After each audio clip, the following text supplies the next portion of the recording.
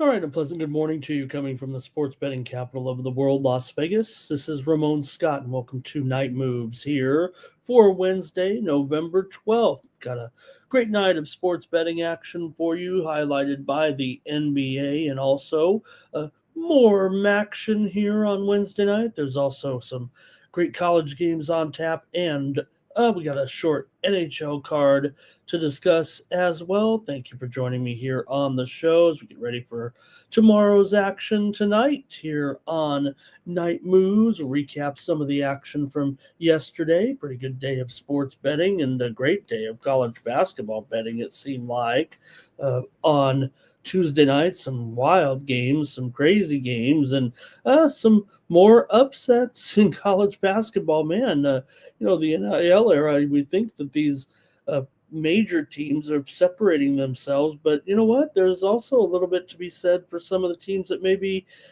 getting some of the, I don't want to say hand-me-downs, but sometimes some players end up in some places where they can make some things happen. So pretty fun night of sports betting action. Thanks to everyone joining me here in the chat right now. Good to see Mr. Palachi in there and Mr. Weskers as well, and Mr. Safford there as well here on Wednesday morning here, late Tuesday night in Las Vegas, but we got games to talk about. Big NBA card for sure, but wanted to talk about some of the action there from yesterday, especially in the NBA. We had DeAndre with us yesterday, picking us up with some winners here on the show. I gave us some winners here as well yesterday on Night Moves, including DeAndre gave us the Knicks, and I had the overs. We nailed that one last night, and the win for the Knickerbockers at home as they pretty much hammered Memphis there yesterday. 133 to 120 as that one also went over. Boston and Philadelphia, DeAndre gave us the Sixers there yesterday, and they got that money. They turned into a dog. Even DeAndre was laying 1.5 last night, but they still got it done there. Philly beating Boston again, 102 to 100 there, and also DeAndre brought you the winner. We both brought you the winner here, Thunder and the Warriors. That one just last night with the Thunder pretty much smacking down the Warriors right now. Warriors got some issues here on the road for sure. 126 to 102. DeAndre also gave us the Utah Jazz, and boy, did they ever have a crusher there yesterday in the 152 to 128 win. Indiana got to fix yourself. This is a problem right now. Not the same Indiana. I think that's safe to say right now. And also late night, hey, I brought you the winner here on Night Moves with Denver last night getting the cover. Man, just ended about, seemed like it was 45 minutes ago. Maybe it's been an hour now, but Denver got that win. Look at that late 8 p.m. start here on the West Coast, 8:10 actually on the West Coast with the Tuesday night Peacock game. So that makes it a little bit tough. We've seen that travel also be a factor, but Denver gets that win there last night. I want to say hello also to Ron Jeff in the chat. He's talking about that Nuggets win there yesterday, kind of fading the Warriors and the Kings. There's David, there's Mr. Palachi, and there's Mr. Weskers as well. Thank you guys. Appreciate it. Timmy Tushu also ready to go in the chat. He's ready to go with his picks already here. Thank you, Timmy. What about those San Francisco Dons? Is it that we're talking here tonight, Jimmy? Good job there. All right. Hey, on the ice last night, a big card there, and hey, we had some winners here on Night Moves for sure. In the NHL, man, did we ever?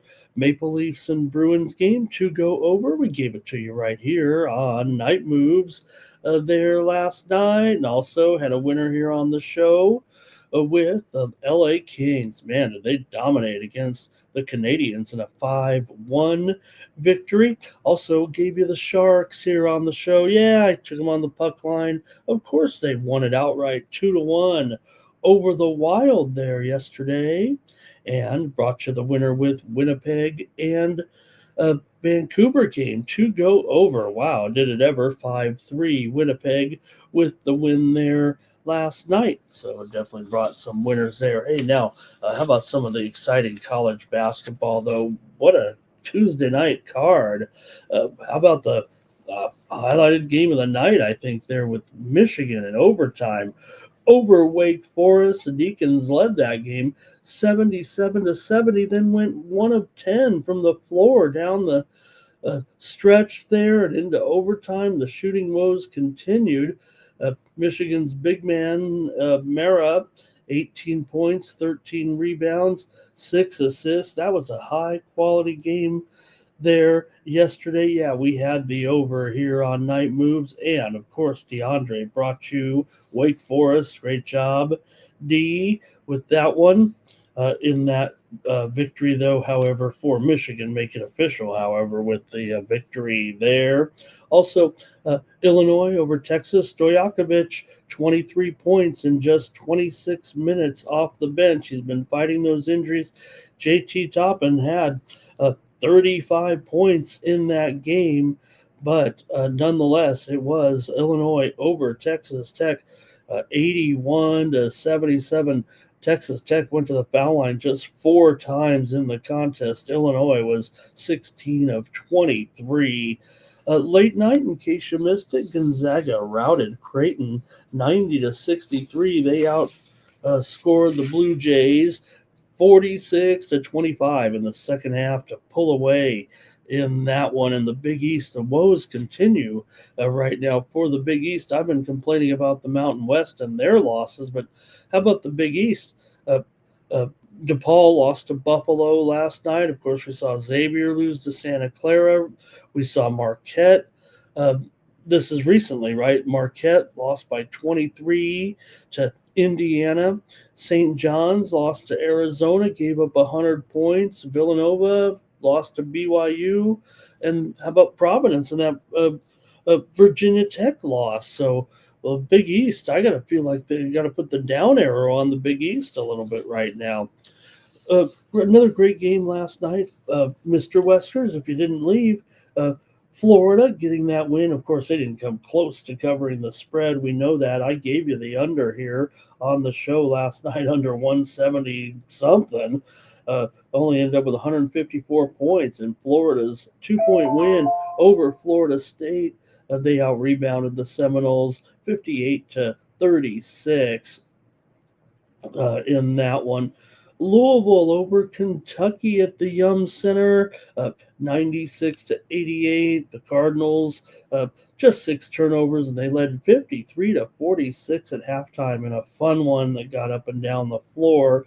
There, if you rolled there a little bit, remember we said that steam. If you rolled with the steam in that one, it came home again. Louisville and over there yesterday. That steam on the yesterday. Also, Cincinnati over Dayton, 74-62 yesterday. Dayton just 2 for 26 from 3-point range. Cincinnati led early, 27-11, despite turning the ball over 24 times. Look out there. Ole Miss over Memphis, 83-77, as Ole Miss knocked down 8 3-pointers. And the Rebels were also just 21 of 33 from the foul line, but they were able to get it done there yesterday. Ole Miss knocking off Memphis there yesterday, 83-77. Some other late night action. It was Santa Barbara over Sacramento State. The Gauchos knocked down 13 of 27 3-pointers, and UCSB, this team can really shoot, man. Well, watch out for them. Arkansas State beat Missouri State in a thriller 86 to 85. Arkansas State scored 53 points in the second half to erase a 16-point deficit. And I got another one for you. How about Boston College? They got beat by Central Connecticut 60 to 59. Boston College got to be an issue here. They've already lost to Florida Atlantic. Yeah, Florida Atlantic's a little better, but these guys haven't looked good. They might have to go back to the Big East because they can commiserate with those guys because the ACC hasn't been good to Boston College. They actually led by 11 in that game, end up losing in that one. All right. Also, there was a little bit of college football last night. We were able to bring you some winners here on Night Moves. In fact, DeAndre and I swept that game, the big one with Ohio and Western Michigan. DeAndre gave you the under. I gave you Ohio there in that one. I'm sorry, Western Michigan won the game. I stand corrected. DeAndre gave us the win there with the under there yesterday, 17 to 13, and it was Kent over Akron, 42 to 36. Going to get going with the previews here in just a second. I want to thank everyone for joining me in the chat. Want to hear from you. Let's comment. Let's interact. It's just me and Jimmy Tushu right now. He's talking about all of his games here tonight. And Creighton had the first half, but the Zags killed them in the second half. They certainly did. Okay, we'll get going here with our previews. It won't be too long of a show here, but we do have some ramped-up college basketball coverage and got NBA to start us off here tonight. And a good card for sure, big card. We'll be here for a few minutes talking NBA right now. Let's get into it. But first, you can go over to our website, tonyspicks.com, and take a look at the handicapper leaderboards and see who's hot. Check out the see who did the job there yesterday on the website. And let me call it up here. There we go. There we go. All right, let's see who did well. Here I had some winners on the side, but let's see here. There's DeAndre. Man, let's just talk about DeAndre just continuing to rock here at Tony's Picks. He's already up there with his Wednesday best bet. You know, we're going to give him a shout out here. He's been so good to us on the new show here as our guest analyst so far. We'll try to get some of the other guys maybe to come on the show. But, hey, it is, after all, 2:30, 3 in the morning on the East Coast and noon out here at midnight. But, hey, it's a perfect time for me. So that's all that, I guess, matters for my commitment to you guys to come on. DeAndre's got, he's got a big day planned here of 5 games, including one in the NBA. He's got both football games in there and 2 college plays. And take a look at how DeAndre did there with the plays yesterday. He had the winner there with the Utah Jazz. Great job by DeAndre there. And should be a great night of action. Make sure you visit us over at tonyspicks.com and use the promo code TonyT at checkout to save 15% off those premium pick packages, including mine. You see Ronnie Crawford also here. Big day for Ron. He goes 5-0 yesterday. There I am with a 3-1 performance. Let's see what I had on tap here yesterday as I was able to come through with a winning night in college basketball, as I had Northeastern and Harvard game to go under. I had North Dakota State over Northridge, and I had LMU over UTEP. And let's see also with Ron, our man, here with a big 5-0 day. Great job, Ron. Love to see it. He's hot here, up over 13 3/4 units over the last 30 days. And Ron came home with a clean sweep of 5 games there yesterday. He had the Stars against the Senators. He had the Knickerbockers over the Grizzlies. He had Western Michigan in college football. He had the Sixers. And he had the Thunder over the Warriors. Great job, Ron. All right, you can click on the upcoming tab and see all the latest picks lined up from our team of handicappers here for Thursday. You got short on time, you need that pick, just go to the upcoming tab and see the next games up in the rotation order. Our guys are lined up, locked, loaded, and ready here for the action on Wednesday. Take a look at that heavy roster of picks already up there at Tony'sPicks.com. Use that promo code TonyT at checkout. Save 15% off all premium pick packages. All right, I really appreciate you guys in the chat. Get ready to go here with our action for Wednesday here. Let's start to get into it, shall we, with this hefty card. We got a lot to talk about with these games, and we'll start it off with the Milwaukee Bucks. They're on the road here in this one, taking on the Charlotte Hornets. The Bucks come in here 7-4. They've been up and down for sure of late, alternating wins and losses, but they are coming in here off of a win over the Dallas Mavericks. By the way, trying to cover some of the headlines. Nico Harrison fired yesterday by the Mavericks, but boy, they're pretty pleased about that. I guess Dallas faithful there, as Harrison ran the team into the ground, traded the best player the franchise has ever had for a guy who was playing about half the time and not really contributing as much as a guy like Luka Doncic is with his new team with the Lakers. Anyway, Bucks on the road. Hey, they've been an okay cover so far, just 6-5, but Charlotte is 3-6 against the spread as an underdog so far this season. They're just 3-7 overall. Milwaukee does come in here 7-4 right now, and looking good, but they have, like I said, started to stumble here a little bit covering the spread. Even in the game against Dallas, they did not cover the spread. They also had a recent win over Indy where they didn't cover the spread. So they're just having a little bit of trouble getting the money here, but this number might be a little bit more reasonable against a Charlotte team that is certainly among the worst in the league here right now. They've gone just 1-6 straight up and against the spread in their last 7 games overall. Coming in, talking about the Charlotte Hornets here. So, all right, see if you guys want to comment on this one. Milwaukee here is also just 1-5 against the spread in their last 6 games, so it's kind of the lesser of 2 evils here, as both teams are struggling to the number. Milwaukee is 7-4 to the over so far this season, but they are just 2-3 to the under on the road. Charlotte's 2-3 to the under at home. Charlotte's gone under in 5 of their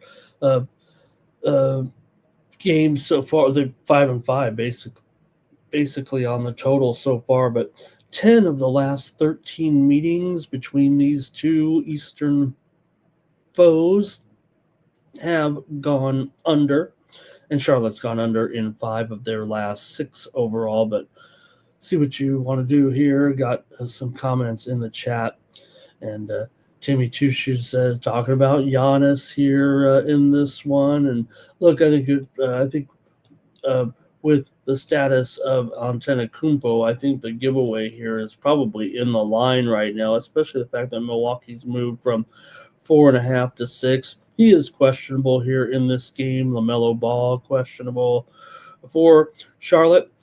Taurean Prince is out of this game for Milwaukee. Brandon Miller is out for Charlotte here in this one. And hey, I want to say hello to Net9696 Net. Nice to see you in there. Thank you for commenting, Net. And let's see, Mr. Palachi likes the under here in this one. I'm going to take the Milwaukee Bucks.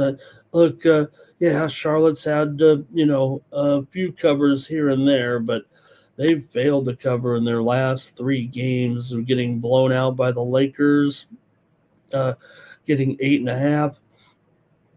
They got blown out by the Heat, getting 7.5, and they got beat by the Pelicans, getting 3 points as well. They also got blown out. The only win they had was at home against Utah. So I'm going to go ahead and take the Bucks here and lay these points on the road. Give me Milwaukee -6 in this one.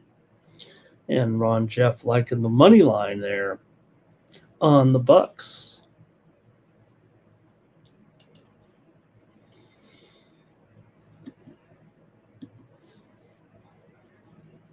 Bulls and Pistons NBA action here on Wednesday. You got the Bulls uh, coming in here 6-4. They are on the back-to-back, having played last night in that game. Oh no, it wasn't last night, was it? It was 2 nights ago.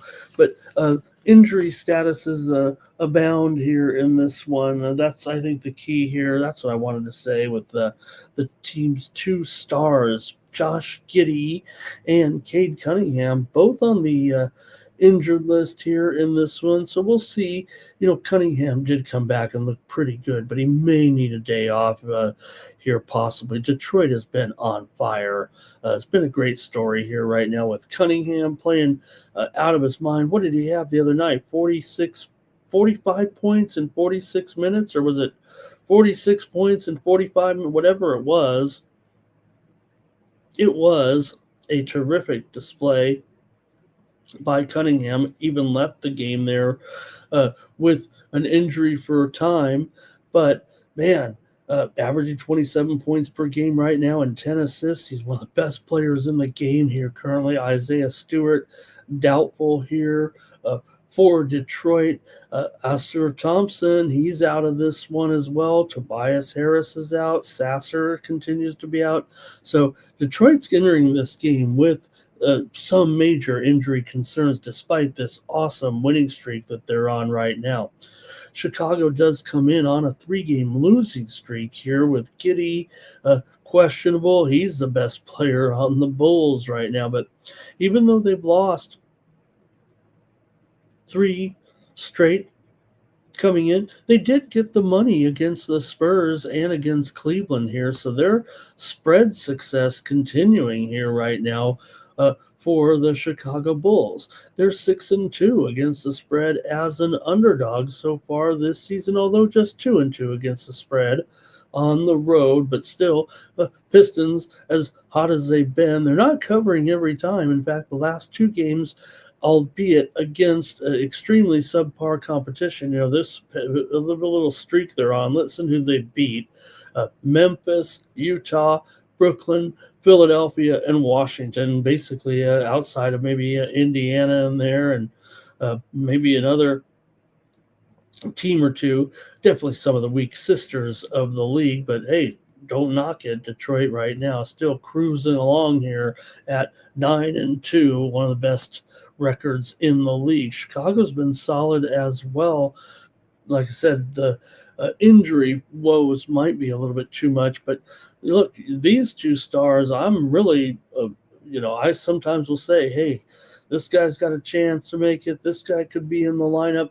I'm not so sure about these 2. I will say, though, LeVert is probable. He's been upgraded here, and Jalen Duren also will be available here, probable. So a little bit of give and take in this Detroit lineup with who is in and who is out right now. So see how you guys have it here. But in this season series between these 2, Chicago's always had the upper hand over Detroit.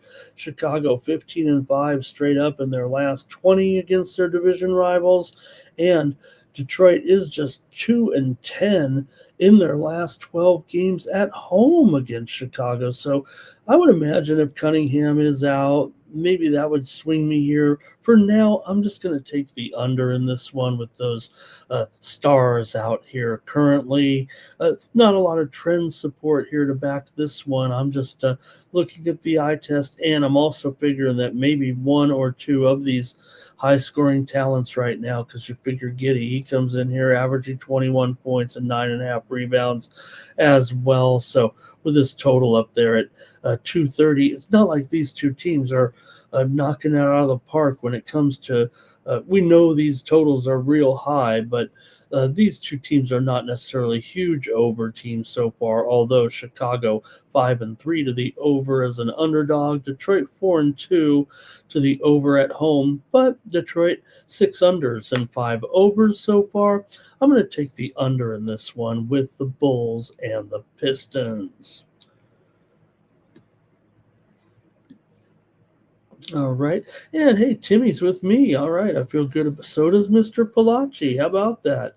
He will take the Pistons here right now early. Even I'm waiting on this one. Net 9690. Good to have you, Net. Hope I can just call you Net.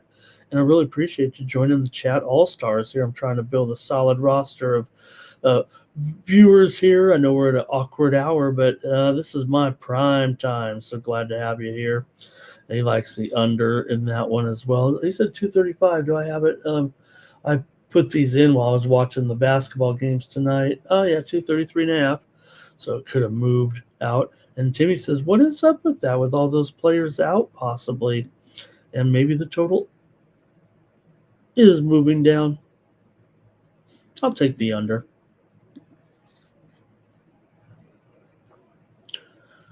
Orlando Magic and New York Knicks here at the Garden on Wednesday. This is the ESPN early game here with the Knicks coming in on a roll. Man, these Knicks looking sharp with this winning streak right now. And I'm taking on Orlando team here that is coming in off a win. They've definitely been alternating wins and losses, but they just got that win over Portland a couple of nights ago and even covered the spread in that one. So maybe a little bit of life here for an Orlando team that's 5-6 so far this season. The Knicks are 7-3 straight up and against the spread, but most notably, especially following last night's victory and cover over the Memphis Grizzlies, they are now 7-0 against the spread and straight up, obviously, at home so far this season. A really hot mark here. But note the line here, just -3, right? You got to wonder, is this a spot where the Knicks never going with the do factor in a situation where a team is playing as well as the New York Knicks are here right now with this now 5-game winning streak as well, covering the spread in each one. And Orlando has won 4 of their last 6 games coming in. They split a series. They split a couple of games at home with Boston, but that's when they came back to beat Portland. Orlando is just 1-4 against the spread their last 5 games against the Knicks overall. 11 of the last 13 games between these two teams have gone under. Now, the Knicks are trending over so far this season, 7-3 to the over, and they've gone over in 6 of their last 7. But this one just seems very peculiar, right, with the line only at 3 here right now. You look at, in fact, I am showing this line actually going up here at this point to 4, 3.5 or 4. I just see an offshore book here, a very popular offshore book, move to 4. I think it's worth putting it at least 3.5 here right now, but we're definitely seeing a move here right now in the middle of the night here, and night moves in this one. Mitch Robb is questionable. Mo Wagner is out of this one. And let's see here in the chat, we've got, is it a trap? And could it be an under here right now? Man, this Knicks run has been, I don't think I want to get in the way of this Knicks run here right now, although it does feel like this is maybe the spot for Orlando. I'm going to go with the under in this one. Give me the under with Orlando and the Knicks here. I'll kind of roll with that. You got two teams pretty familiar with one another, and 11 of the last 13 games between the two clubs have gone under. Yeah, give me the under in this one. All of them went under, I think, last season. Let's see. 3 of the 4 went under last season here, and the last matchup here was 103.94. Orlando got the win as a 10.5 point dog, well under here. The losing team scored. You won't see it tomorrow. I don't think the losing team is going to have less than 100 points, but the losing team has scored less than 100 points in the last three matchups between these two teams. Mr. Palacci says, the Knicks are on fire. And the Magic are back on the road.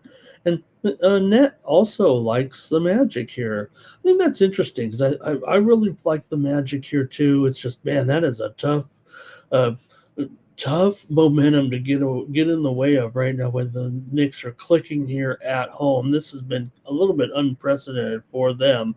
As strong as the franchise has been throughout the years, even through the ups and downs, I don't know if they've had a great streak like this in quite a while. So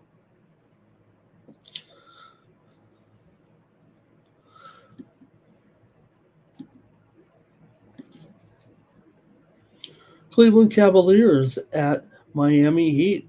NBA action here for Wednesday. Both teams come in here 7-4. Of course, we just saw the two teams meet here back on 2 nights ago, and it was an incredible victory for Miami in overtime, 140-138 on a last-minute shot, last-second shot there, and Miami got the win, 140-138.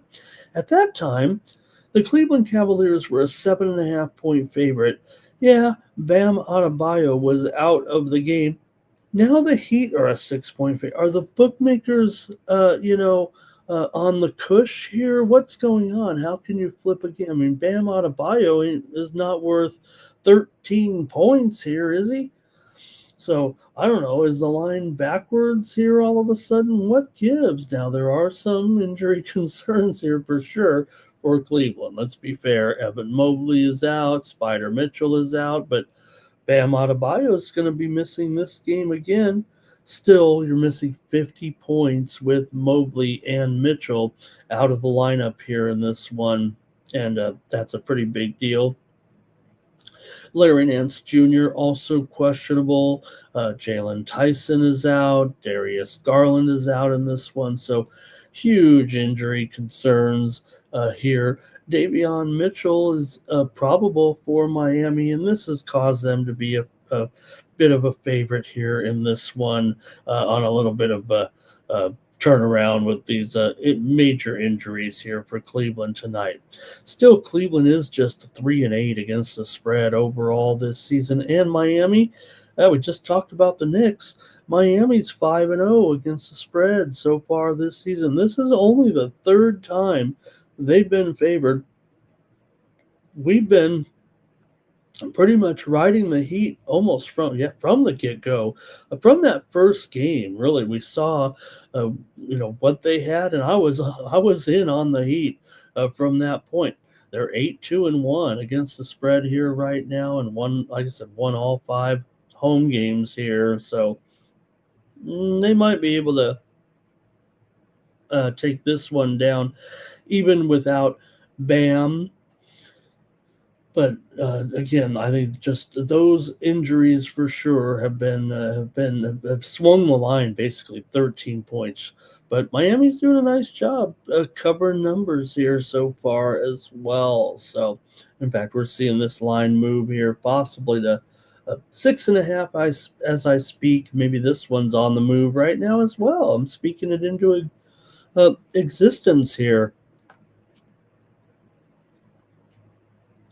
I'm going to take the Miami Heat in this one. I think those injuries are a big deal. And, man, there might be some volatility when you're talking about some key players out like that. But I'm going to go ahead and try Miami to get another cover. Although it does seem like, with Bam out as well, that maybe it just could be maybe a bit of an ugly game. These two teams are chronic unders against one another here. Overs. 8 of the last 10 between these two teams. have gone over. So I thought that to be kind of interesting, especially here. Miami right now has gone over in 7 of their 11 games so far, and Cleveland's 4-2 to the over on the road. Miami's covered 4 of 5. Okay, here, let's see. Nothing really I don't see in the chat there too much in this one, so we'll move on.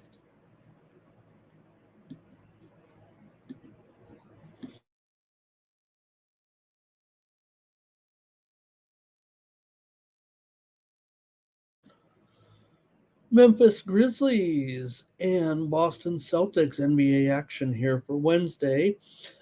Two struggling franchises, dare we say, here in this one between Memphis coming in here 4-7 on a 2-game losing streak right now.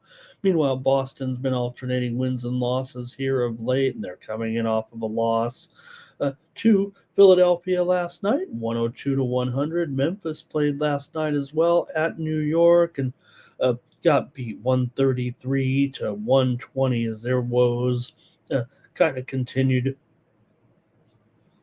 here right now. So Boston, a big favorite here, 6.5, 229.5. You know, odds makers have been kind of on to this Boston team. They really haven't been, too overrated here. Still, they are 4-8 against the spread so far, but Memphis is even worse. Memphis is 3-9 against the spread so far, 0-7 against the spread as an underdog, actually. So for a team like Boston that hasn't looked very good, maybe they have the right team coming in here to take advantage of on Wednesday night. Although not necessarily going to trust a team like Boston right now that's 2-4 against the spread as a favorite, but this Memphis team with all their woes and drama right now just not looking that great. Boston's 2-4 to the under as a favorite. Memphis has gone under in 7 of their last 10 games overall. So I think I'd probably just rather move to the total in this one. Memphis has gone under also in 6 of their last 8. Boston's gone under in 6 of their last 9. I'm going to take the under 229.5 here in this one. Maybe I'm leaning to Boston for sure. But still, they're not covering anything. They're 2-7 ATS in their last 7. Memphis 1-8 ATS in their last 9 games. So not the best matchup here of the night. I'm going to go ahead and go under with Memphis and Boston. And that's going to be going with Boston here. I think I like that pick there, Net. Good job. And could this be a Grizz spot? We're looking for a Grizz spot. Mr. Palachi says, I think he's on the Celtics, and he might be on the over here in this one at 229. 14 of the last 20 meetings between the two teams have gone over. They only meet a couple times, but a year, but the last 3 meetings have gone under. So we'll see about that.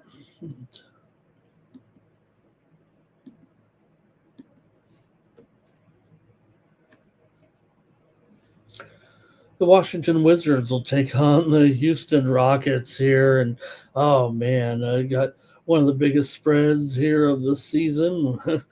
2 games here tonight with 17-point spreads. And, man, it's not getting any better for Washington right now. Houston's actually starting to play pretty well of late. They just beat Milwaukee 122-115, win and cover here. For Washington, meanwhile, this has been a massive losing streak and seems like no end in sight right now. Having lost 9 in a row, going 1-8 against the spread in those 9 games. Houston, meanwhile, 6-1 straight up and 5-2 ATS in their last 7 overall.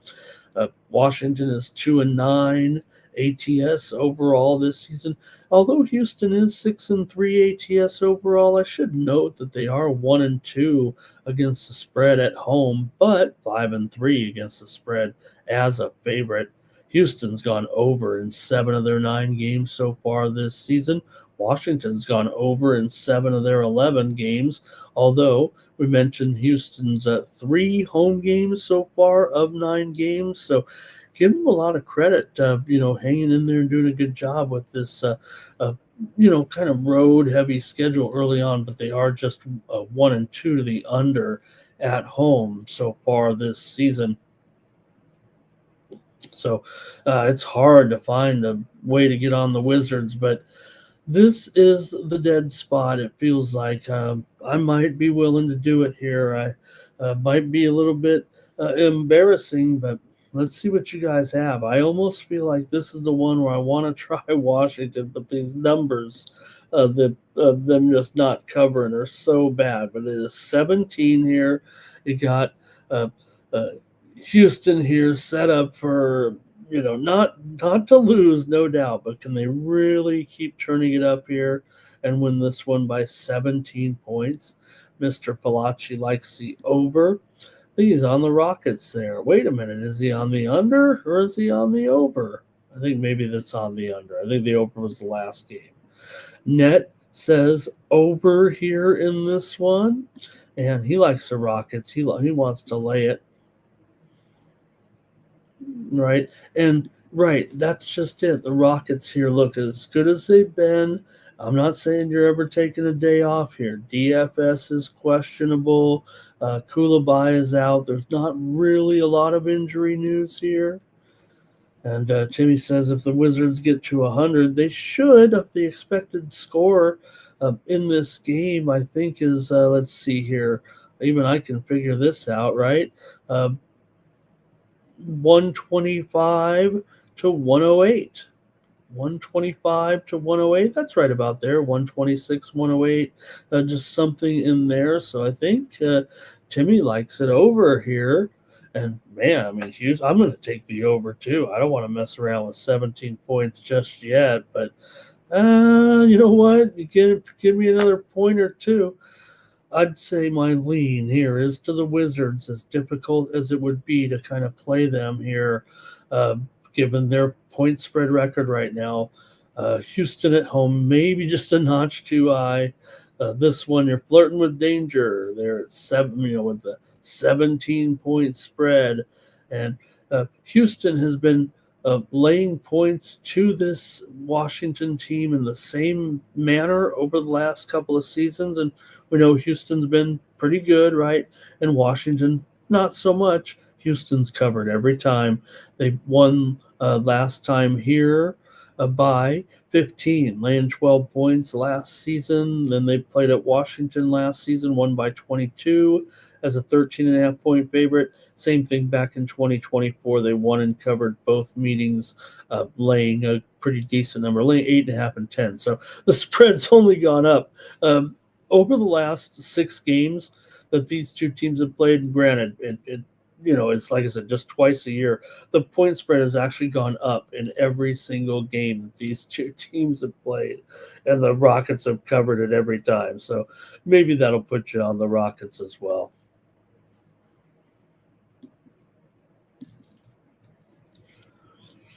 Portland Trailblazers taking on the New Orleans Pelicans.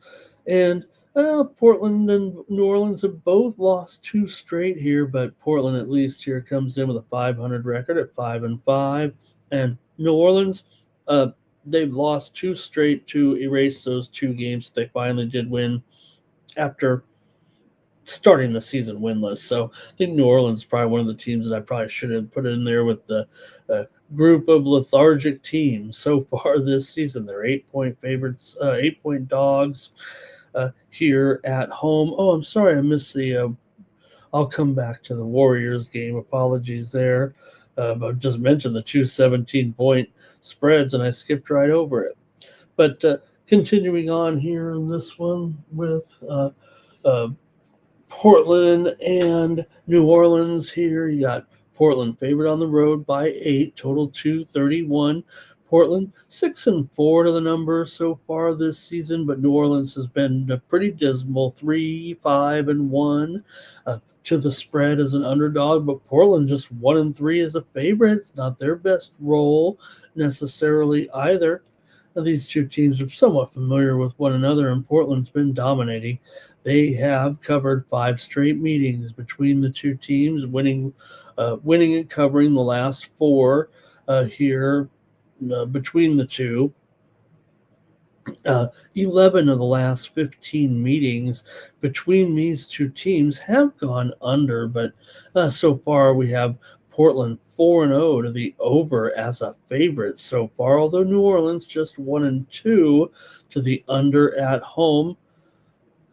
Portland's gone over in 5 of their last 7 overall. New Orleans has actually covered 4 of their last 6 games coming in, but we know how bad they've been. I mean, 2-8 overall this season. Really bad results so far for New Orleans. And Portland has shown signs of life here and there. If they're a 500 team, I think that'd be okay for this franchise right now.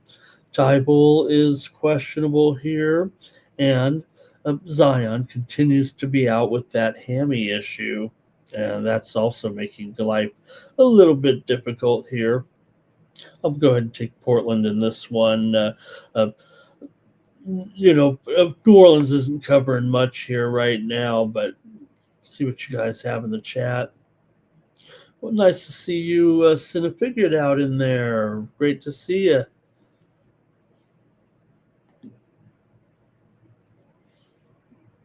Portland for net here. Portland for Mr. Palachi. Jimmy says Portland opened 7, man, and it's moved up. He says that total's been moving down. Okay, yeah, I'll go ahead and take up Portland here in this one on Night Moves.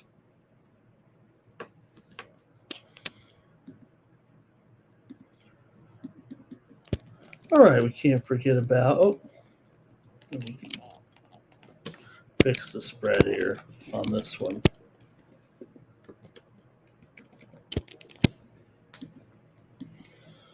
There we go. I just didn't want to have 2 17-point spreads back to back. It's bad for the ratings. It's bad for the algorithm, if you know what I mean. Let's get to it though right now here with the Golden State Warriors on the road. They're 17.5-point underdogs. Did not go into the SDQL and find the last time that they were 17-point underdogs, but maybe sometime they were without Curry or whatever. But what is going on here with this game, and why do we? Oh, okay. I thought Curry was out in the line. Okay, I've totally botched this one up.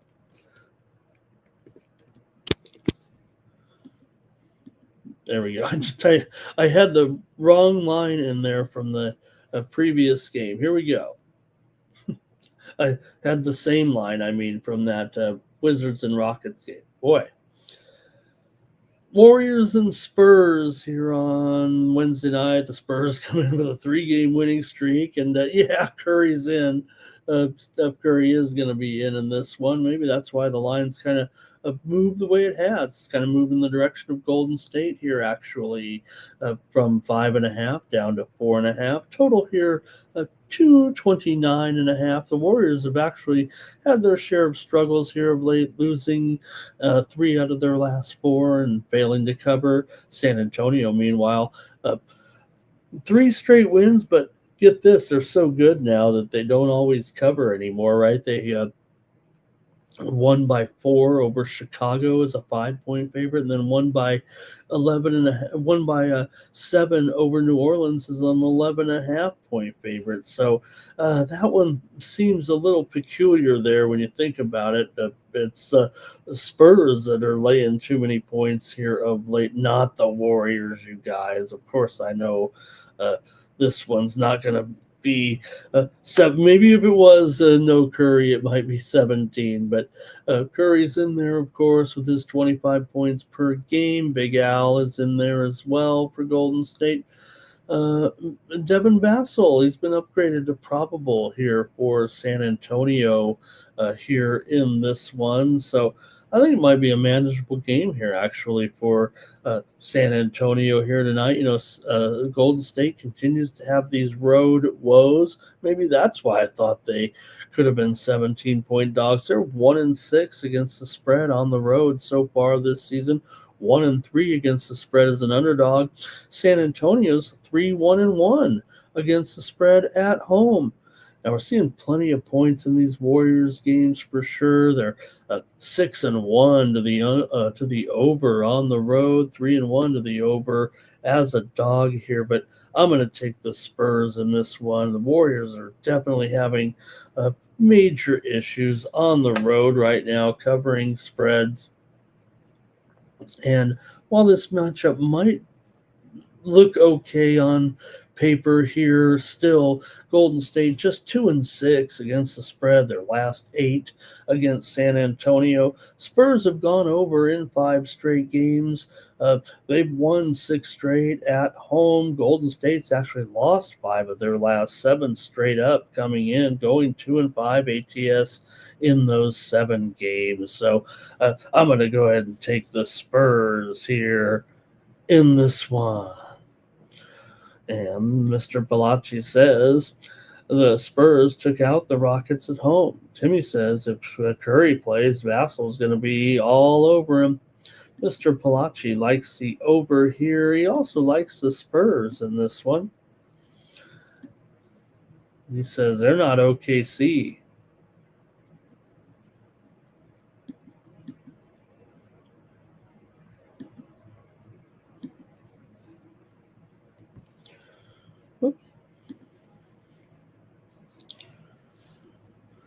Phoenix Suns and Dallas Mavericks.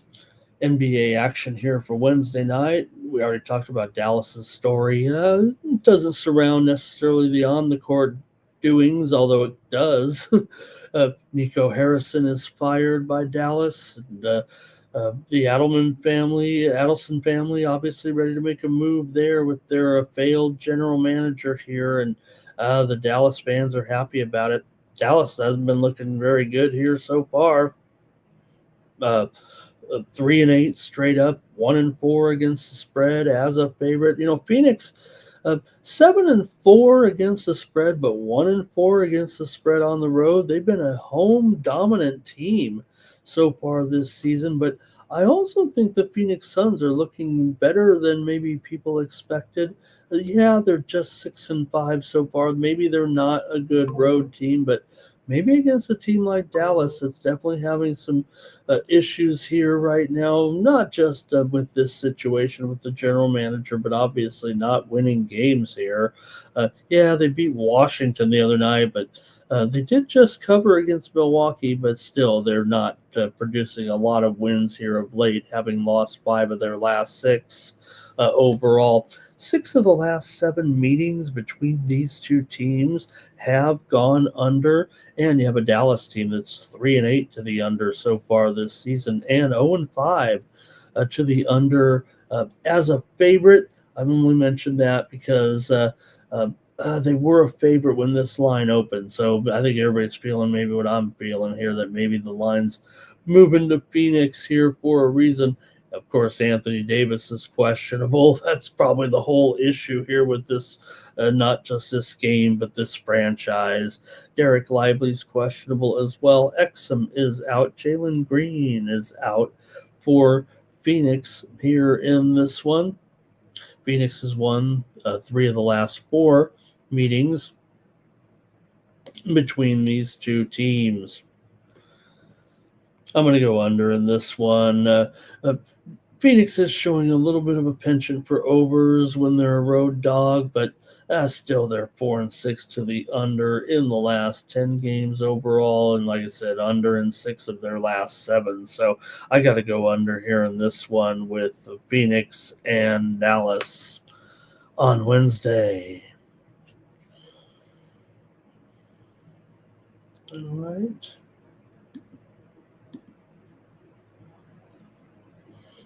Now the Lakers are taking on the Thunder in the featured game of the night here.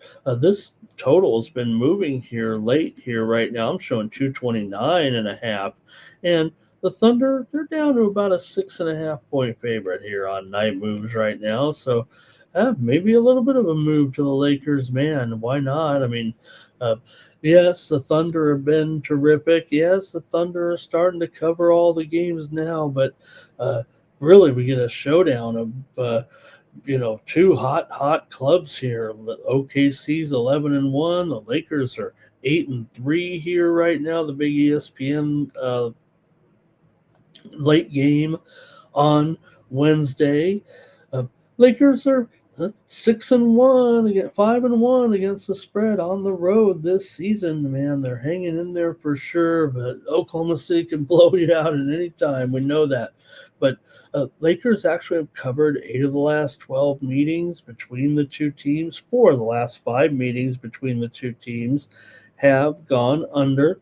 As long as the Lakers are healthy, I would think there's no reason why they don't stay in this game. Sure, uh, let's see here. Jalen Williams, the guard, he's out for Oklahoma City. Wiggins is questionable.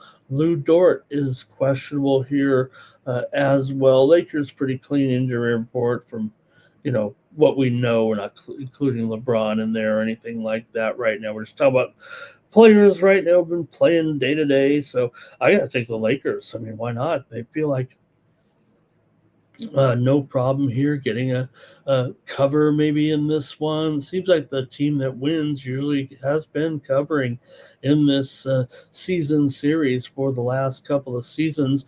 Lakers actually won here in OKC back in April, 126-99.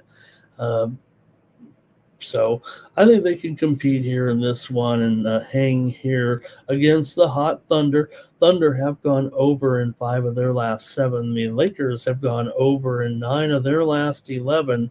And so I don't know if I'd look too much into that under situation that these two teams have been involved with, because right now you got OKC 4-1 to the over at home, and the Lakers 7-0 to the over as an underdog this season. So wow, but I'll take the Lakers in this one. Hello to M the Great there. Thank you, M the Great. Nice to see you. And Timmy Chusha says Oklahoma City has proved they can cover. Yeah, they have 7-5 against the spread. They really picked it up. Remember, they didn't cover anything at first, despite the wins. They were favored by too many. And Jimmy says, why the Lakers? Will Doncic score 20? I just see the Lakers are the better. The Lakers have covered 6 of 7 and 8 of 10 here right now. But we know the OKC. It almost feels like if they wanted to cover, they could, huh?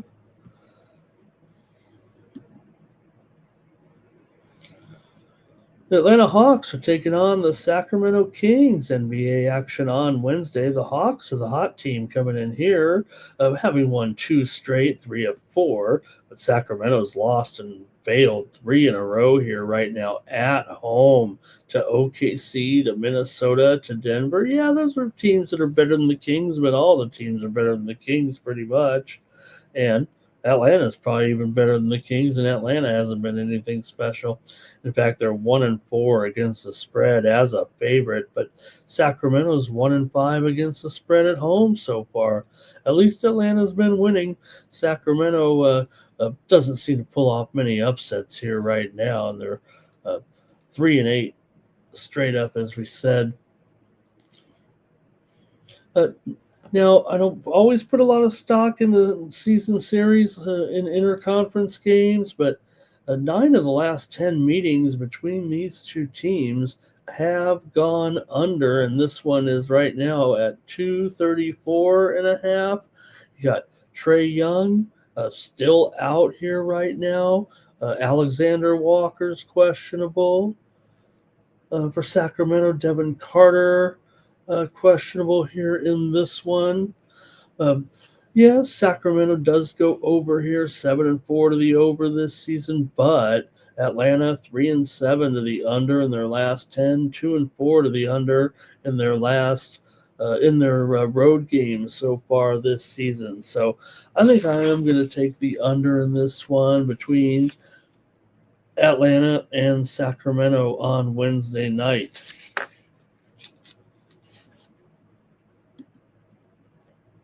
Mr. Palachi likes the Hawks. Jimmy says, have they even lit the beam this year? They have. They have 2 times so far this season. The Kings have won at home. Uh, in fact, one was back on November the 5th when they beat the Warriors 121 to 116 as a 2.5 point favorite.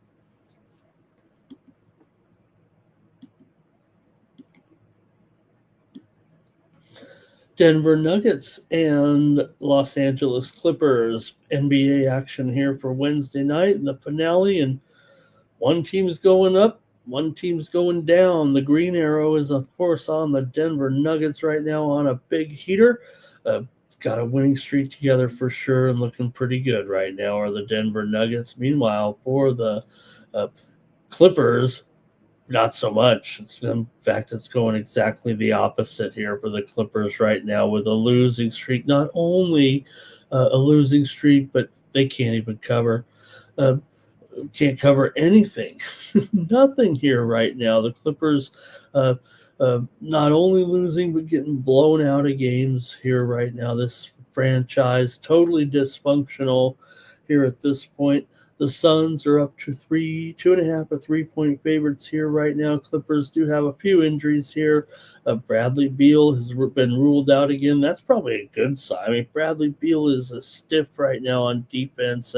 I really think his career is over, guys. I don't you? I mean, not contributing at all out there right now. And when Beal gets on the floor, if you're a Clippers fan like I, you just sigh because it's going to be a disaster. So don't want to say anything about a guy who's injured, has a hip injury. Kawhi is out as well here. My man Kobe Sanders talked about uh, Sanders, the rookie.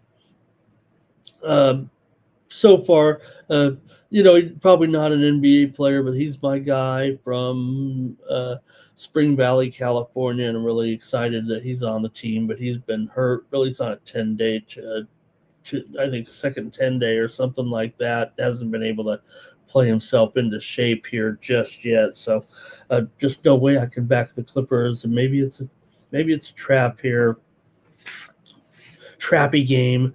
If you will. I'm not a trappy guy, but come on, the Clippers are dreadful, and yes, Denver is on the back-to-back. In fact, they played the late game at Sacramento, so they got to hit the plane, come on back down. Yeah, it's just a couple of hours to get back to Los Angeles. I'll still take the Nuggets. The Clippers are just dreadful here right now, and I think the Nuggets. We'll see. I don't think it's a rest spot necessarily for Denver, but I will just lay it here on the show with the Nuggets here right now. 7-2 at this point. Denver certainly looking decent. Like I said, 7-2 also. A seven. I think they're 7-3 overall, but uh, 8-2, 7-3 against the spread, but key is 7-2 against the spread as a favorite. Clippers 1-9 against the spread, 1-6 against the spread at home, 0-2 against the spread as an underdog. Can't believe they've been favored in 8 of their games so far this season. Just a dreadful are these Clippers right now. All right, we got Mr. Palachi on the Nuggets here. And yeah, Timmy, I this one could be, but maybe the Clippers are just bad enough that they'd still be able to get it done. Denver's the only way to go, says Timmy Chushu. And that's it for the NBA segment there. Thanks, everybody.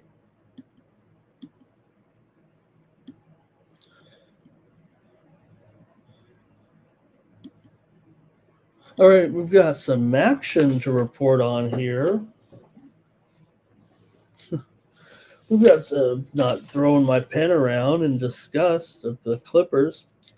We've got some action going on here on uh, Wednesday night. 3 games from the MAC, and one of them's not so good, but we're going to talk about them all here on Night Moves. So let's get to it and talk about these 3 games from the MAC.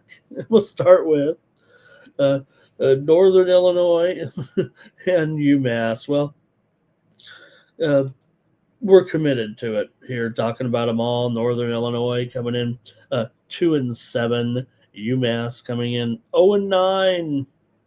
Right now, is Curry out of this game? Why is Northern Illinois favored by? That's how bad UMass is here. At least Northern Illinois has covered a few games. They're actually both 2-7 against the spread overall, and really not much margin for error. UMass is 1-5 against the spread as an underdog. And Northern Illinois is 1-4 against the spread on the road. Help! I'm committed to previewing every game here. So Northern trying to find a bright spot here. At least UMass, let's see, or Northern Illinois did win and cover against Ball State 2 games ago as they won at home, 21-7. They were actually a 6.5 point favorite in that game and got the money. So that says something. Now, UMass did cover against Buffalo. They covered 16.5 there as in a 28-21 loss to the Bulls at home. Even as bad as UMass has been, it's still to ask Northern Illinois team to cover 11 points here. I don't know if I can go that far, and I'm actually going to take UMass because I just don't know any better. Getting 11 points here.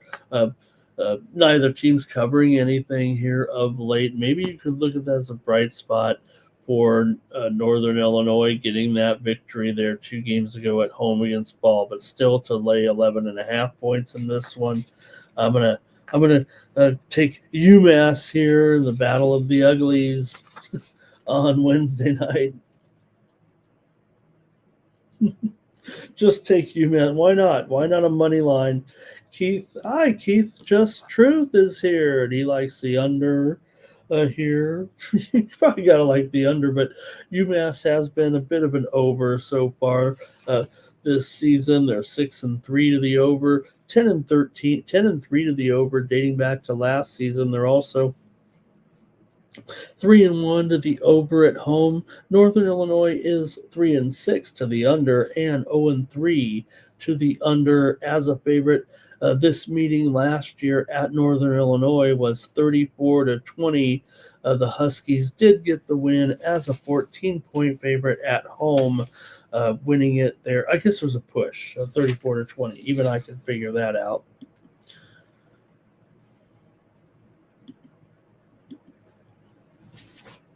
The Toledo Rockets take on Miami of Ohio here in this one with Miami of Ohio, an underdog here in this one. Miami's been pretty hot here of late.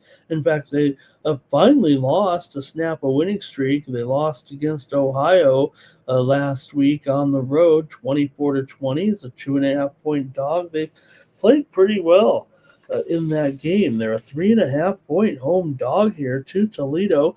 Now, look, Toledo's pretty good too. I mean, they come in here 5-4 also here right now, but still to have to lay these points on the road in what seems to be like equal teams here at this point. Toledo's lost 5 straight games on the road dating back to last season. 0-4 this year, 1-3 against the spread. It's a bugaboo, really. Miami of Ohio is 3-1 against the spread at home. Now, Toledo is 5-3 against the spread as a favorite, and Toledo is 1-3 against the spread. Or Miami of Ohio is 1-3 against the spread as a dog, but Miami of Ohio has won 8 of their last 9 at home. 6 of the last 9 meetings between these two teams have gone under. Toledo is 1-3 to the under on the road, but Miami of Ohio is 3-1 to the over at home. In those games that they go over, I guess. But Man, I got to take Miami of Ohio here. Probably take them on the money line too, but my official play on the show has got to be Miami of Ohio here to cover the spread, at least in this one. Toledo did win last year at home, 30-20 is a 4.5 point favorite in 23. The teams met, of course, in the title game, and Miami of Ohio won 23-14 in that one as a 6.5 point underdog, and that game was played, I believe, at Toledo. I don't think it was played in the. Maybe it was played in Detroit. I'm trying to think now. Let's see here. Timmy says, "Will it go over, Ramon?" Well, look, I think more of a tendency for this one to go over, but man, we'll see. We'll see. Actually, I'm going to take Miami of Ohio, and Keith likes taking the points there as well. And Timmy says 30-20 for a regular season over, I think is what he's saying there.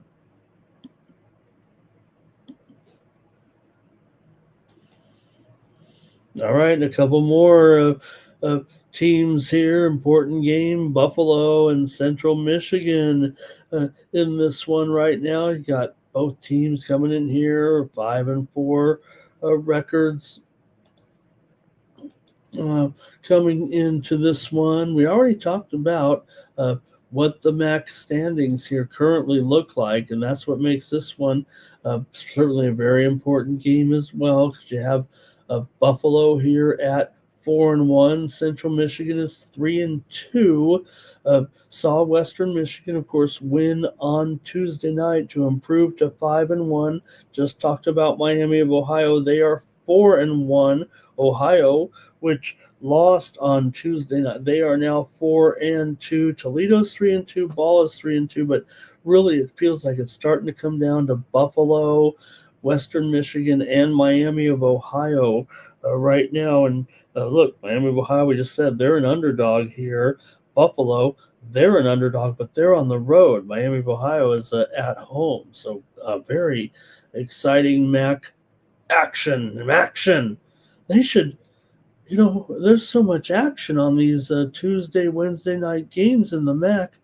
They should make a clever moniker like Mac Sean. Wouldn't that be interesting? Wouldn't that be fun? Mac Sean, get it? It's probably overblown, but it's worth it. We wait for it every year to get these Tuesday and Wednesday night games. Central Michigan comes in here 3-0 against the spread, 3-1 against the spread as a favorite. Buffalo, 3-6 ATS so far this season, but they are 2-1 against the spread as an underdog. Don't want to say that Buffalo's been overrated so far when you're 4-1 in conference play, but maybe some of it was in non-conference play that they were expected. We know they've had a pretty decent program here over the years right now. Central Michigan's 3-1 to the over as a favorite, but Buffalo's 0-3 to the under as a dog. What's going to happen in this one with Central Michigan and Buffalo here tonight? Take a look at when these two teams have been colliding here over the last few seasons here anyway. Buffalo has lost 8 of the last 12 meetings to Central Michigan overall. 4 of the last 5 meetings between these two teams have gone over, including last year it was 37-13. Oh, I'm sorry, they did not play in 24 actually. In 23, Buffalo won 37-13. So that was a bit of a while ago. See how you have anything in the chat on this one. Big game here for Buffalo, but Central Michigan's probably good enough to maybe play a little bit of a spoiler here if you think about it. They're certainly, hey, they don't think they're done here necessarily, but you got to be at least 4-2. You can't fall to 3-3 here right now with the time running out in the season. All right, nothing really. Let's see. Timmy liking Buffalo here in this one. I think Buffalo is going to be popular, but no, I'm taking another. I'm taking all the home teams here on Wednesday night in the MAC. Give me the Central Michigan Chippewas over the Buffalo Bulls on Wednesday night.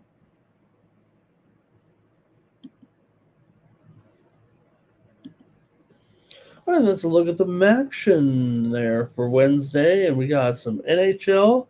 We got a 4-game slate in the NHL tonight. We'll look at that here now.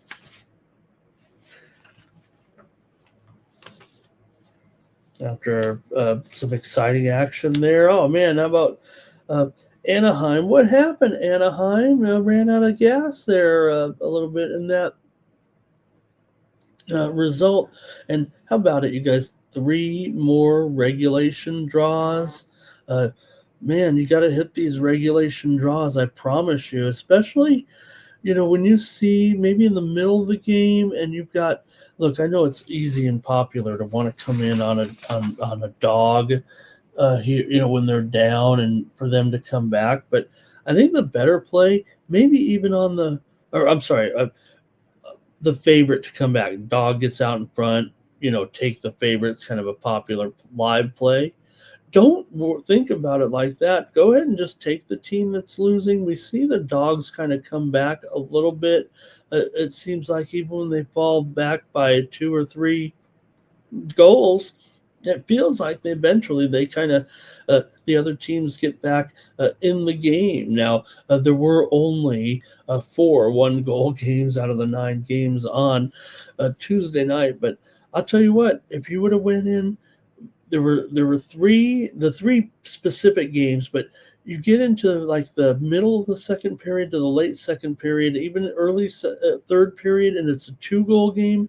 It kind of if you could take those regulation draws, usually you're getting 6 or 7 to 1 at that point. And think about that. You could have hit like a couple of them here every night on these. It feels like right now, and get 6 and 7 to 1. So just keep that in mind if you do live betting. That's just something I've been noticing and trying to capitalize on a little bit, taking some of these regulation draws when it's not necessarily. Sometimes it can be a 1-goal game and you still could get 4 or 5 to 1. So just something that's been pretty hot here this season because of all these 1-goal games and games decided in overtime and the shootout.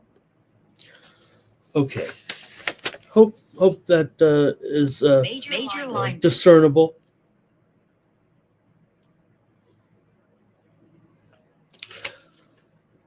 Four games on the ice here on Wednesday night. We'll start it off here in Tampa when the Rangers go on the road. That's where you want them.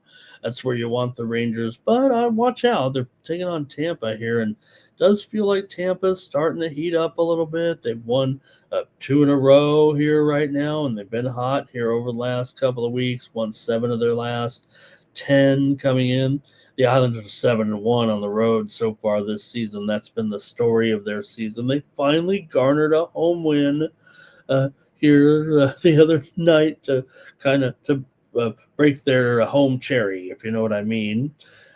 Lightning, though, still here, a pretty good run of late, and Lightning dismal 1-10 on the puck line so far this season. Even the Rangers are 5-2 as a puck line underdog and 7-2 puck line on the road. Meanwhile, Tampa 0-7 on the puck line at home. So you'd still have to lay near $2 to take the Rangers plus 1.5, but it just goes to show you right now, Tampa with some issues here for sure. But still winning some games as well. And Tampa, they are a formidable team. And but whatever reason, the Rangers here on the road so far, they've been terrific. They're up 4.5 units so far this season, but down 6.5 units on the road. They're 7-1-1 on the road so far this season. Meanwhile, Tampa Bay 4-3 at home, but Oh man, is this the spot though for Tampa Bay? Yes, the Rangers have been hot on the road, but still playing a pretty decent club here in the Tampa Bay Lightning. Rangers have gone 2-5 to the under as an underdog here, and maybe I'll probably just gravitate to the total in this one with the Rangers and the Lightning on Wednesday, and uh, see if we got that. My trend notes here. Here we go.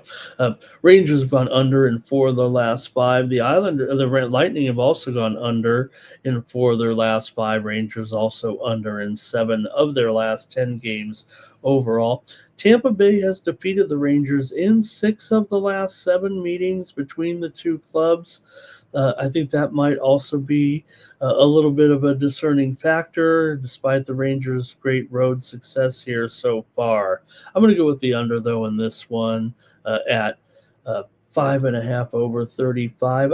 There are plenty of sixes out there. You can get 6 under 15, actually, quite a few spots. So give me the under, though, in this one between the Rangers and the Lightning with Shesterkin in there against Vasilevsky, obviously, too.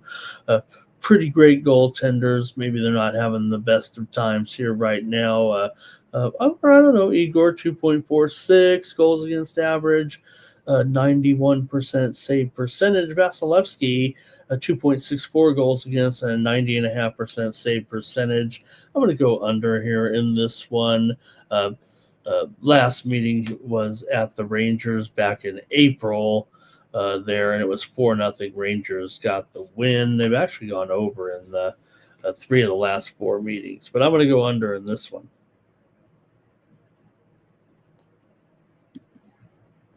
Timmy says Rangers been looking pretty good here, but maybe Tampa just gets him. He's got a 4-1 here.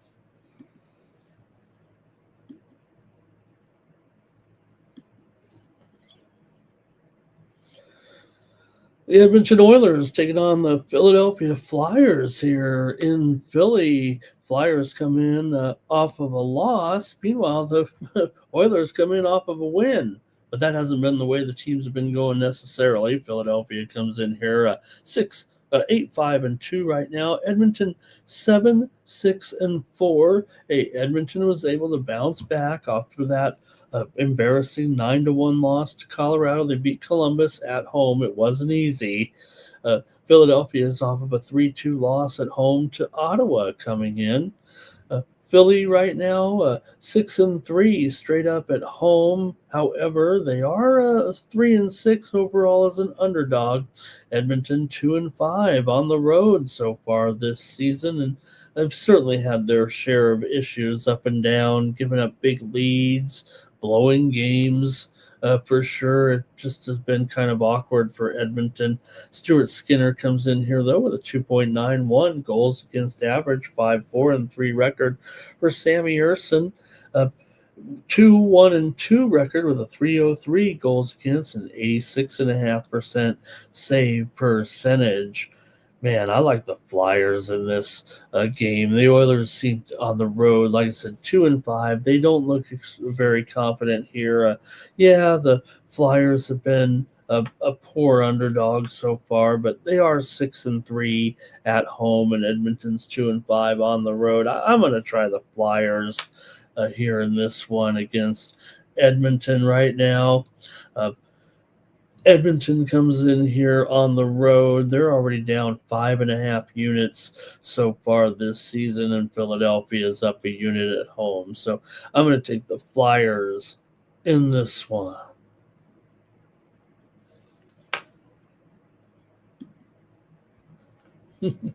Timmy not a fan of Skinner, but maybe he is a Draisaitl.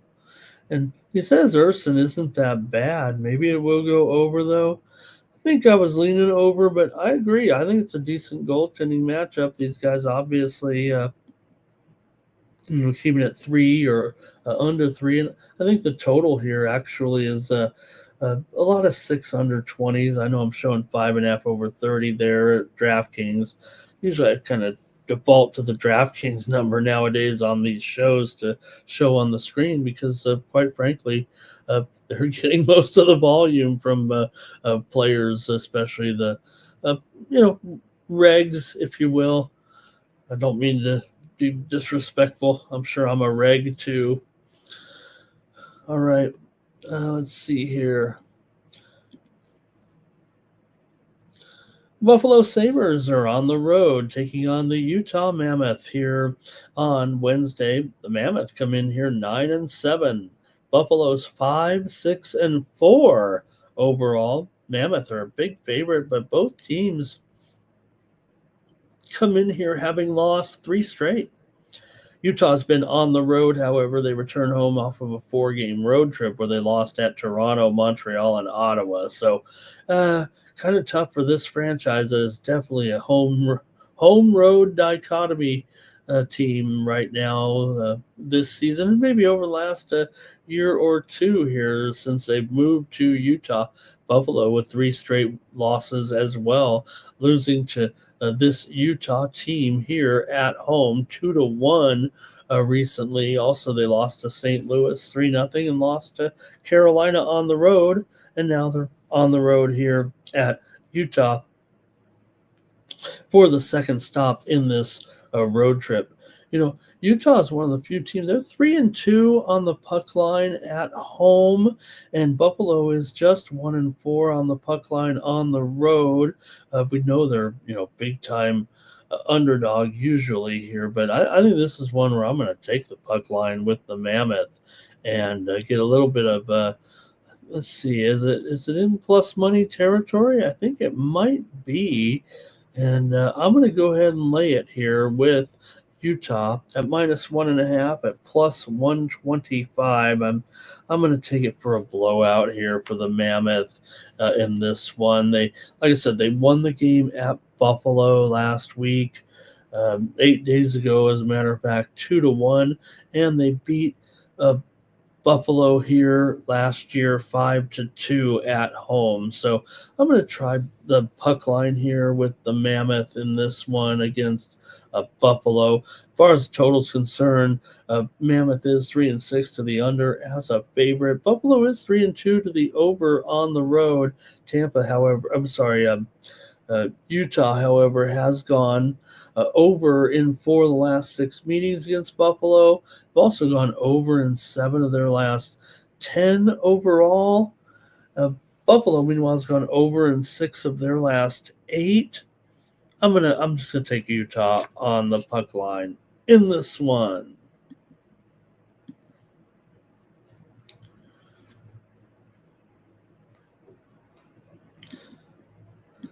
And finally, it's going to be the Devils on the road taking on the Blackhawks. You got Markstrom in goal going up against Soderblom here in this one for Arvid Soderblom. 2-2-1 record for the backup, a 2.63 goals against, 91.5% save percentage. I'm giving you who I think is going to be in these in the goal in these games here overnight.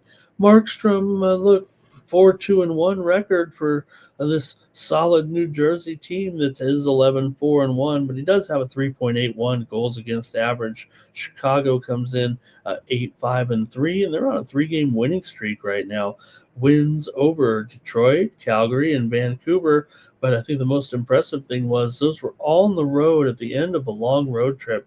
Chicago continues to be pretty impressive here right now, and I got to take them in this one, even against these hot Devils here. I think I'm going to take Chicago at plus money.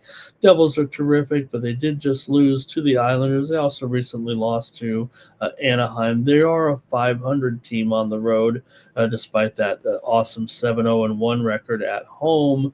On the road, they have been just okay, which is fine.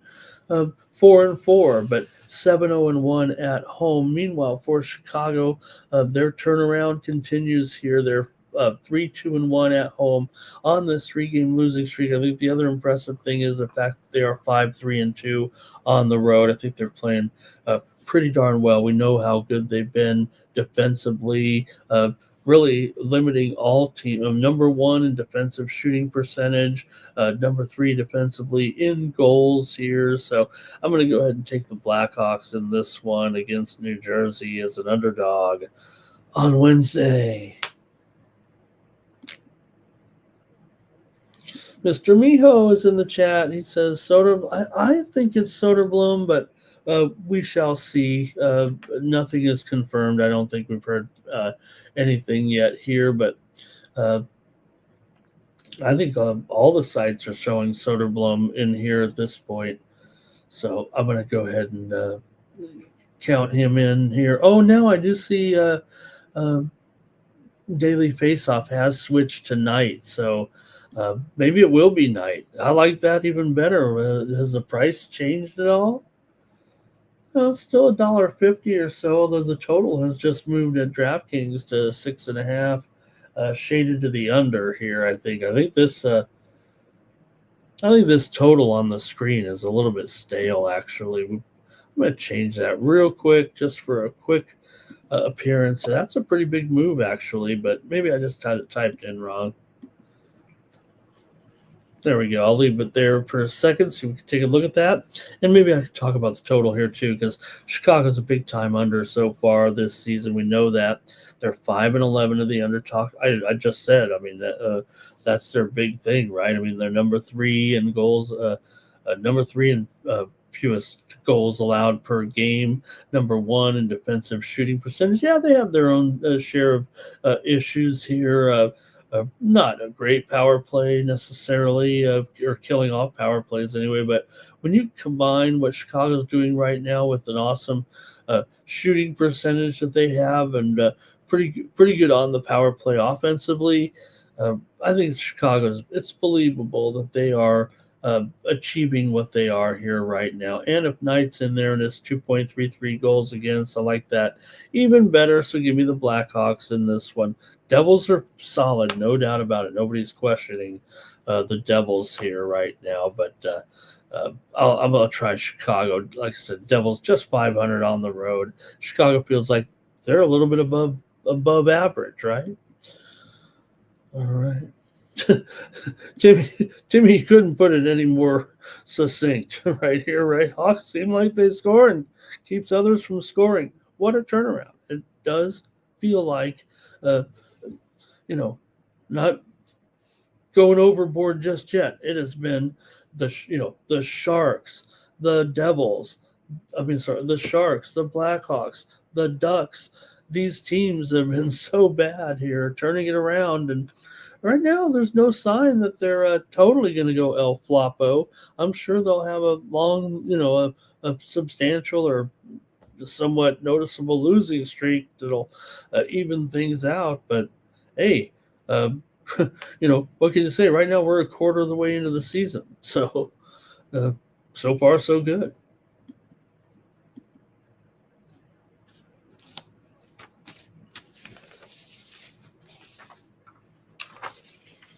All right.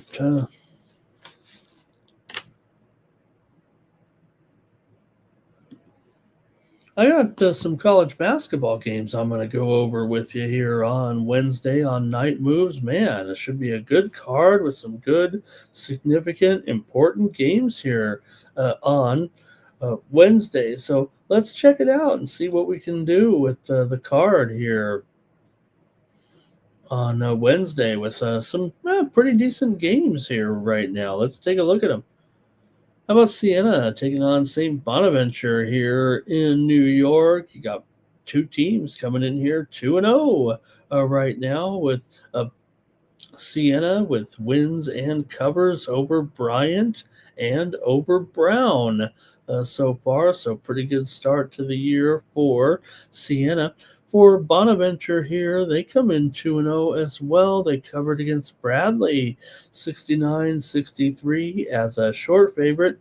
And then they did beat Canisius 89-70. I don't think they got the money, though, in that one. I think they were a much I think they were a big favorite in that one. So, anyway, here in this one, you do have both teams coming in here undefeated, but Siena is 0-2 to the under. They went under in both of those games against Bryant and Brown. And for Bonaventure, they have one over and one under in their two starts so far this season.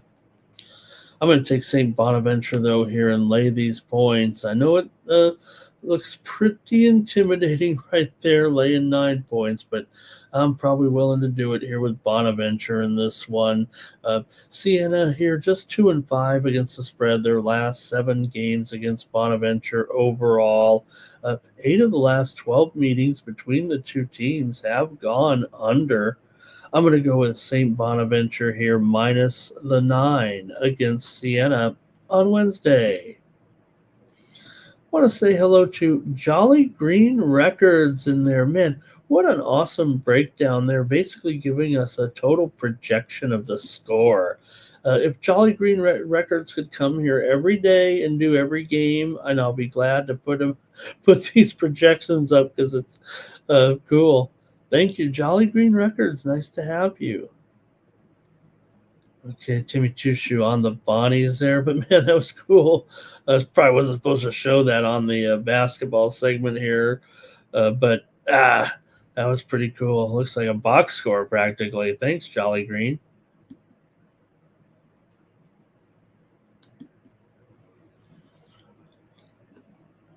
All right, got Elon coming in here on Wednesday, taking on Marshall here. Another good game with a couple of teams looking pretty good. You got the Fighting Phoenix coming in here with a record of 1-0 so far this season. Elon beat Greensboro 92-90 as a dog, I think, in that one. And for Marshall, they come in here 2-0, wins and covers against UMass and Toledo so far for the Thundering Herd. So they're 2-0 against the spread. Both these teams covered their spreads. Marshall's 0-2 to the under so far, though, in those two games. Elon did go over in their game.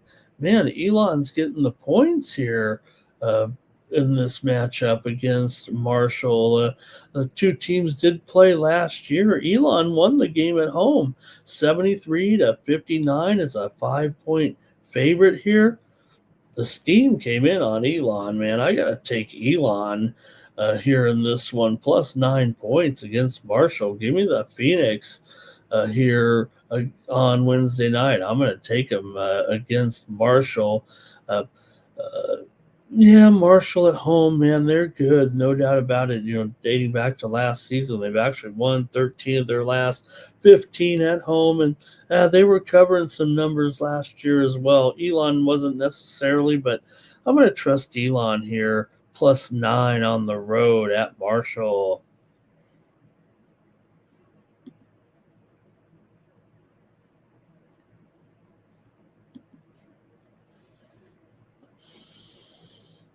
Oh, the St. Joseph Hawks going to take on the Virginia Tech Hokies. Both teams coming. I'm going to do this like the St. Joe's Hawk through the whole segment. No, I'm not. St. Joe's comes in 2-0 in this one. Virginia Tech also comes in 2-0. Virginia Tech won and covered against Charleston Southern by 31 points, and they also beat Providence 107-101 in a wild one the other night as a 1.5 point dog. For St. Joe's, they beat the Lafayette Leopards 85 to 76, and then they beat Drexel 76-65. Man, Virginia Tech, though, still here going to be a pretty big favorite in this one. Two teams met last year, and it was St. Joe's that actually upset Virginia Tech on the road 82-62. They were favored in that one by 3, but this Virginia Tech team does look pretty good so far this season. Man, to be laying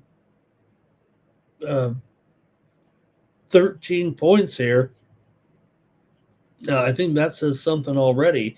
I was a little concerned because my numbers came uh, just about there or even higher, and I did kind of a double take, but I think I'm probably going to lay it here with Virginia Tech. I see it's at 13 and a half there right now. Let me take another peek at it.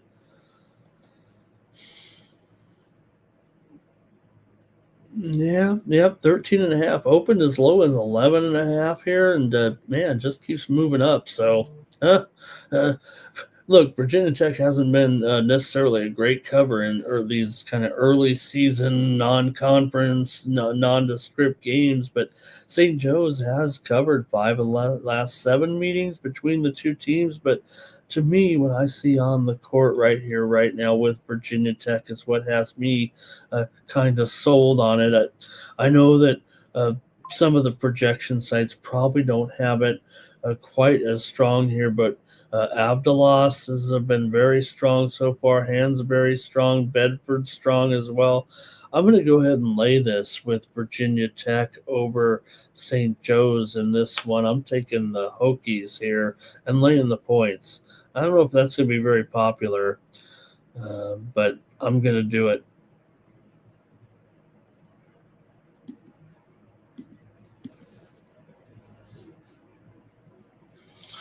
Got another hot one here on Wednesday night with the Minnesota Golden Gophers on the road taking on the Missouri Tigers. Missouri's 3-0 as well here this season. We talked about Loyola Marymount there last night, and they were able to get another victory, right? But here you have a 3-0 team, at least in Missouri, and they're laying the points here against Minnesota. Minnesota coming in here at 2-0 with wins over. Uh, uh, they beat Alcorn here to get Alcorn in their last 95-50 last time out. Man, this is the game of the day pretty much here. They also beat Gardner Webb in their first game, 87-60. So they covered them both. Missouri, meanwhile, despite being 3-0, is 2-1 ATS. They failed to cover against Southeast Missouri. They only won by 5 as a 25.5-point favorite, but still, nonetheless, Missouri here with other wins. They beat VMI by 40. They beat Howard by 21 points.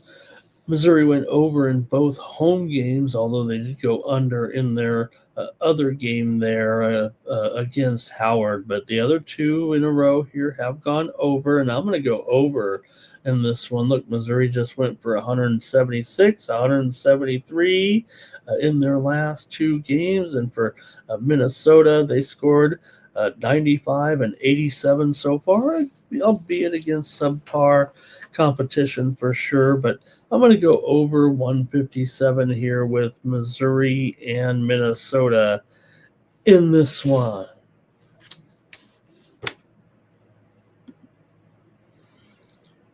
All right, and let's see. Timmy said he already played Missouri, and he's got a Missouri Oregon parlay. How about that?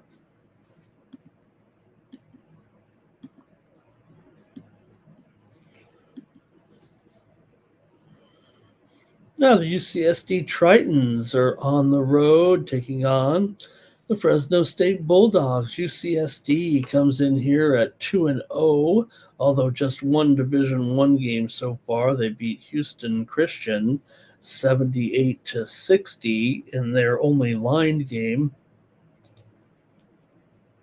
and they did cover in that matchup against Houston Christian. But San Diego comes in here at pick'em right now against Fresno at the Save Mart Center here at 9 Eastern and 6 Pacific. UCSD also, they opened the season with a win over Laverne.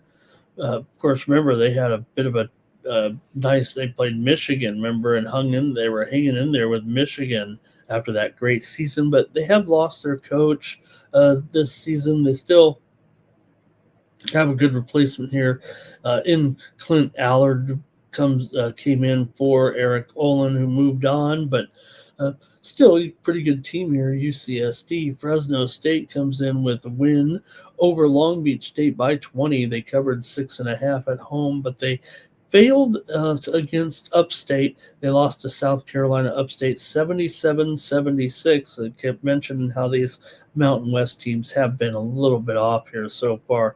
UCSD did go under in that first game, but I think this one's going over here tonight between UCSD and Fresno, and that's what I'm going to take is the over in this one with UC San Diego on the road against Fresno State. I think UC San Diego, pretty good three-point shooting team, and Fresno State should have the physicality, it feels like, to be able to muscle up a little bit and get their points here as well. So I'm going to take the over here in this one with UC San Diego and Fresno State here on Wednesday. UCSD was on a little bit of an understreak at the end of last year for sure, but I'm going over in this one.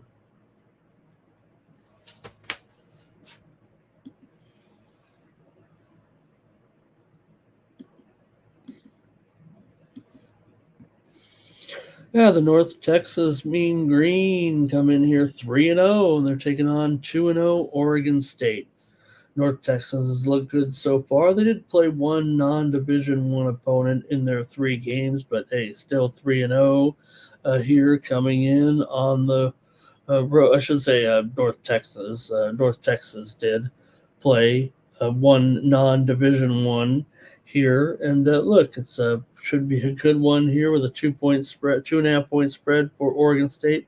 North Texas opened with New Mexico Highlands before they beat Northwestern State by 27, covering 11.5, and they beat Loyola of Illinois 64-62 as a 1.5-point dog. Meanwhile, Oregon State, they are 2-0, but they're 0-2 against the spread. They beat North Dakota State 67-65 as a 9.5-point favorite, and then against Illinois Chicago, they were 76-73 winners as a 6.5-point favorite. So they didn't get the money in their 2 games there so far. So see what you think in this one with North Texas and Oregon State. The 2 teams met last season. North Texas won it 58-55 as a 5-point favorite. So actually, Oregon State ended up getting the money in that one. I'm going under in this one with North Texas and Oregon State. Like I said, last year they combined for just 113 points overall, and we've already seen North Texas kind of playing that same game here right now, allowing just 53 and 62 points in their games thus far. Yeah, those teams might not be as good as this Oregon State team, but this is kind of their way of playing, and I'm sure it'll be that way again this season. You got to take the under in this one. Timmy Two Shoes does like North Texas, though, in this one.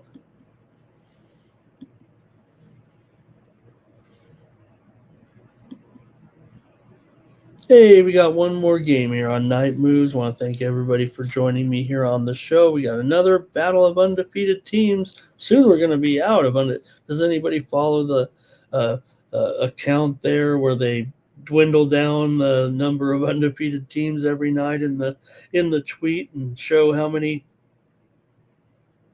undefeated teams are left in the country? Well, there are 2 of them. Southern Illinois on the road. They're 2-0 here right now, although they did play just one Division I team here so far coming in. Southern Illinois also beat McKendree 83-42 before they beat Mo KC by 23 points as a 12.5-point favorite. For Nevada here, they come in 2-0, 1-1 against the spread. They covered against Louisiana Tech 77-50 as an 8.5-point favorite, but they failed against Pacific. They won by 1 as a 13.5-point favorite last time out. Nevada comes in here as a 10-point favorite in this one, 10.5. I'm showing there right now, and I'm going to lay the points actually here with uh, Nevada in this one against Southern Illinois. Um, yeah, there's been some issues here for these Mountain West teams here thus far, but I'm going to still take them here. Nevada should be much, much better than Southern Illinois in this game, and I'm going to go ahead and lay the points here with Nevada here tonight. Usually they roll through the non-conference schedule pretty much every year, even if they are struggling a little bit to the number late last season. Southern Illinois also has been okay on the road, but I'm going to go ahead and take Nevada here, -10 against Southern Illinois. Give me the Wolfpack.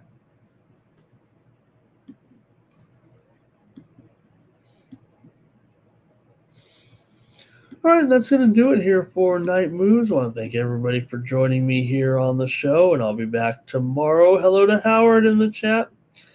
Want to thank everyone here for joining me, and we'll be back tomorrow for more Night Moves. We'll look at the Thursday night card. We got NFL action on Thursday night, of course, and more NBA, NHL, college basketball as well. So, hey, everyone, go over to Tony'sPicks.com and make sure you check me out over there at Tony's Picks and all of the crew over on the site. Hey, I brought home some winners here on Tuesday night. I went 3-1 on the Tuesday night card, bringing home some college basketball winners here. I may be last in the algorithm, but I did come through with some winners here on Tuesday night. There with, let me see if we got them here.